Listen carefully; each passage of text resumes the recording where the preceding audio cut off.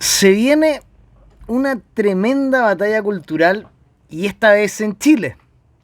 ¿Se imaginan lo que vamos a lograr juntos como comunidad dentro de nuestras fronteras si ya logramos que el conflicto armado interno se ponga en boca de los políticos de izquierda, de derecha, patriotas, de centro y radicales? ¿Se imaginan lo que vamos a lograr todos juntos dentro de nuestro país? Es lo que viene. Es esta nueva forma de comunicar. Es esta batalla cultural que estamos dando todos los días. La que logró, sin lugar a dudas, que incluso diputados de la nación, como Johannes Kaiser, emitieran videos a través de su canal de YouTube hablando de que los terroristas y los narcotraficantes también violan los derechos humanos, cuando los mismos diputados eran los que nos pedían a nosotros demostrarles cómo el Estado podía declarar un conflicto interno armado y cómo un diputado debía hacer su trabajo. Desde esta trinchera, a pesar de nuestras diferencias, estoy feliz y contento porque el diputado Kaiser ha hecho lo que nosotros le indicamos desde este canal como comunidad, como tiene que ser. Un empleado público que debe justificar su sueldo cuando sus contribuyentes que viven en su distrito se lo demandan. En mi caso vivo en Santiago Centro, soy contribuyente, pago con mis impuestos su salario y junto a una comunidad de casi 33.000 suscriptores en YouTube, casi más de 4.000 en Twitter y más de 3.000 en Instagram, le pedimos que hiciera la pega. Y realmente, en la Comisión de Derechos Humanos, el diputado Kaiser hizo la pega.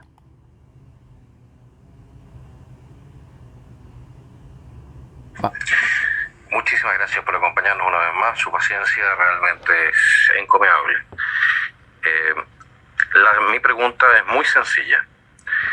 ¿Pueden delitos cometidos por grupos terroristas o delincuentes ser considerados equivalentes a los delitos que considera el Estatuto de Roma y considerados, por tanto, delitos de lesa humanidad? Muchísimas gracias.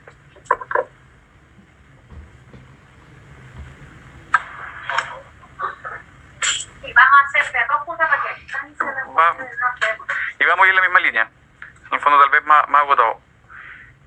Profesor, un grupo organizado con capacidad, en el fondo, de ejercer la fuerza y afectar a distintas poblaciones o distintos otros grupos, que de forma sistemática, en el fondo, realiza actos, ya sea quema, ya sea amenaza, o cualquier otra manifestación de violencia, puede llegar a constituir una violación, una entidad que viole los derechos humanos sin ser agente del Estado. Gracias, profesor.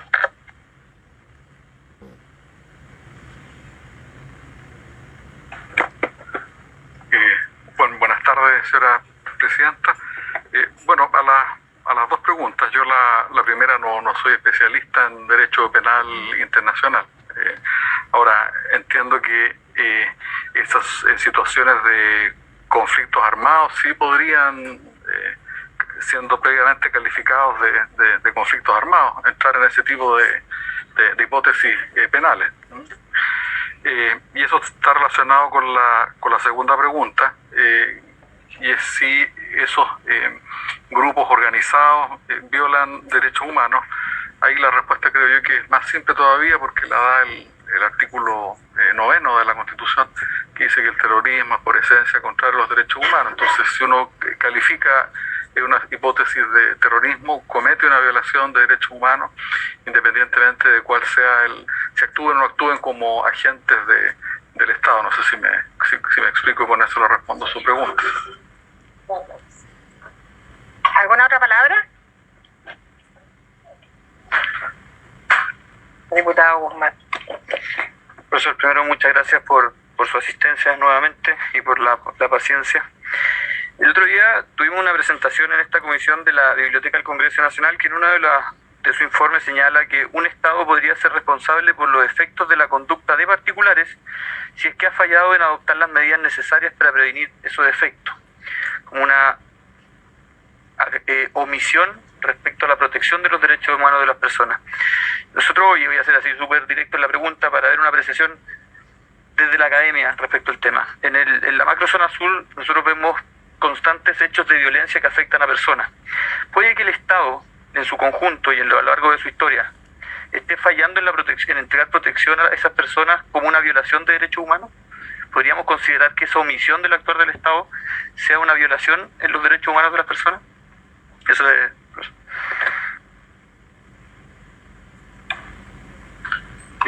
Sí, la respuesta es afirmativa. A ver, y la respuesta viene de dos frentes. Uno es lo que dice la Constitución chilena, que establece como primer derecho y por lo tanto una obligación del Estado respetar el derecho a la vida, la integridad física, psíquica, bueno, un largo número de derechos más adelante. Sobre eso, bueno, en general la literatura dice que se derivan varias obligaciones, no solo de protección, digamos, asistencial en materia de salud, sino también protección penal, protección policial. Y allí yo creo que lo que mejor responde a su pregunta debe ser hay un órgano de tratado, que es el Comité de Derechos Humanos, que en aquella parte donde trata de discernir cuál es el significado de la obligación que tienen los Estados a proteger el derecho a la vida. Dice, bueno, los Estados tienen que hacer muchas cosas, tienen que tener políticas sanitarias, tienen que además tener normas penales para proteger la vida y la integridad de las personas. Tienen además que proteger a las personas que se encuentran en especial situación de vulnerabilidades.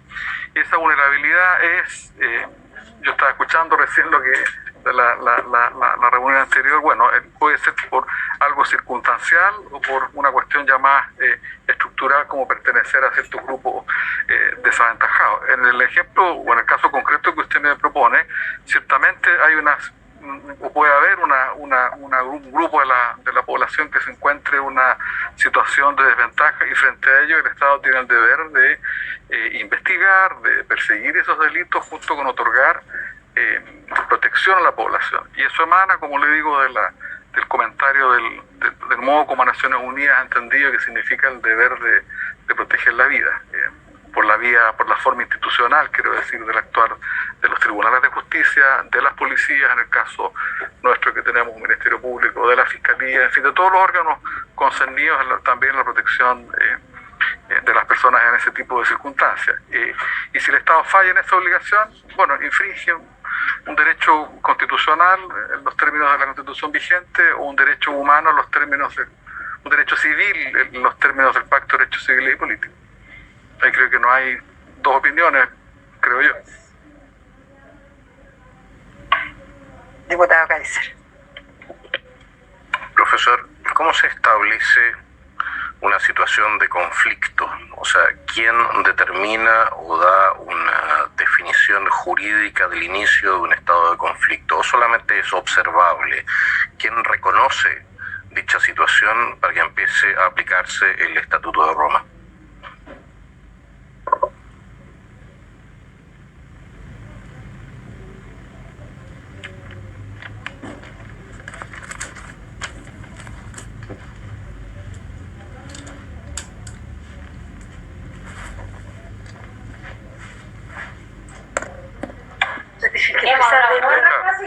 Sí, perdón, le pido disculpas.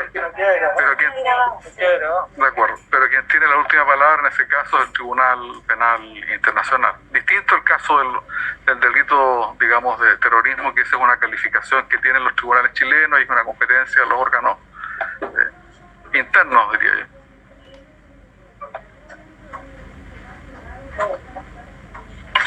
¿Puede una persona individual presentar acciones ante el Tribunal Penal Internacional?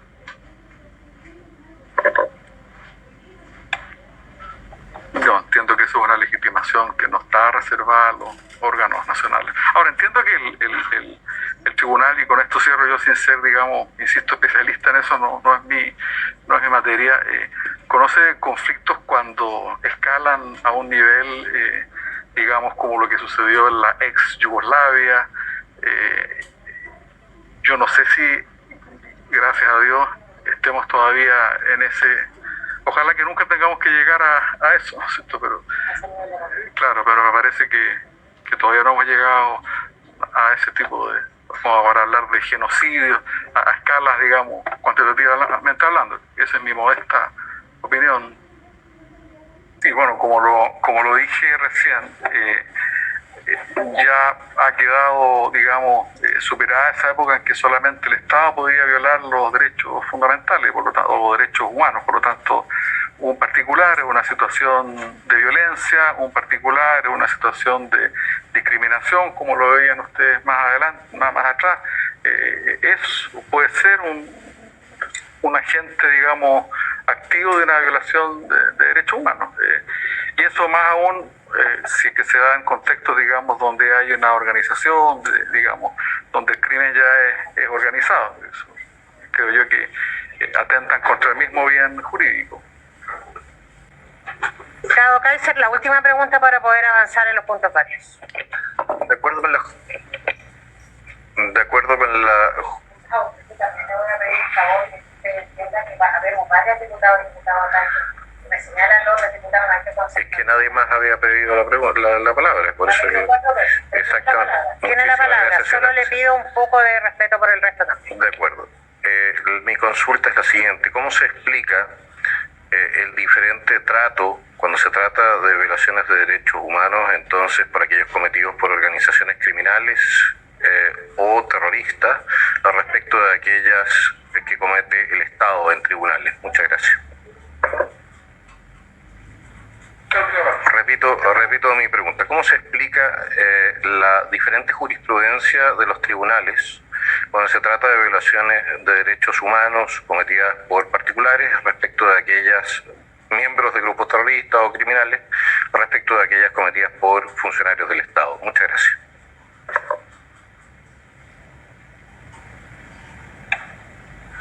Bueno, yo creo que esa es una gran pregunta. La respuesta es, bueno, yo diría que tiene dos planos.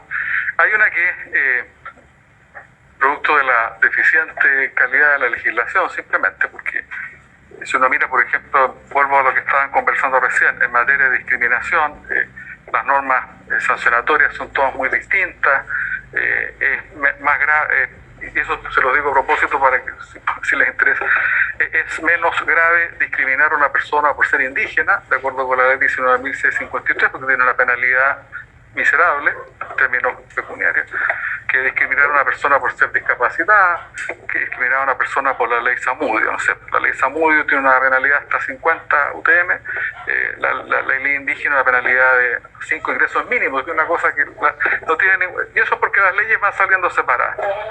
Y son todas hipótesis de discriminación, pero la ley que penaliza es discriminatoria. Pues ese es el problema, porque ese mismo hecho, claro, bueno, eso lo menciono simplemente a la pasada, porque como la legislación aquí se atacó el problema indígena con la ley del presidente Elmo, la ley Zamudio vino después, no había un tratamiento unitario. Entonces, lo mismo pasa en materia, digamos, no hay necesariamente una explicación sistémica, así puede darse que sea por distintos tratos de las leyes especiales. Y eso cuando el Estado viola los derechos humanos o cuando las personas violan los derechos humanos en distintos contextos regulatorios, por decirlo así.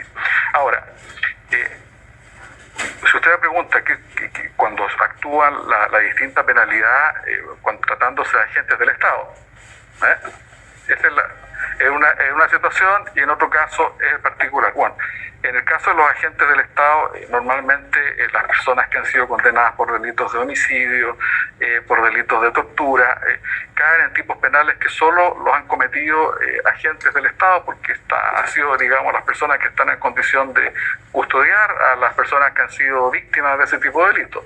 No así el caso, por ejemplo, de un narcotraficante, que uno puede entender que por tratarse de bienes jurídicos distintos, en el primer caso usualmente será más grave que en el segundo, porque el narcotraficante, por muy crueles que sean sus métodos, sus métodos, no se encuentra una posición de garante que es el que tiene, por ejemplo, el Estado, digamos, los servidores públicos, y eso puede justificar, creo yo, legítimamente que la penalidad en el primer caso sea más agravada.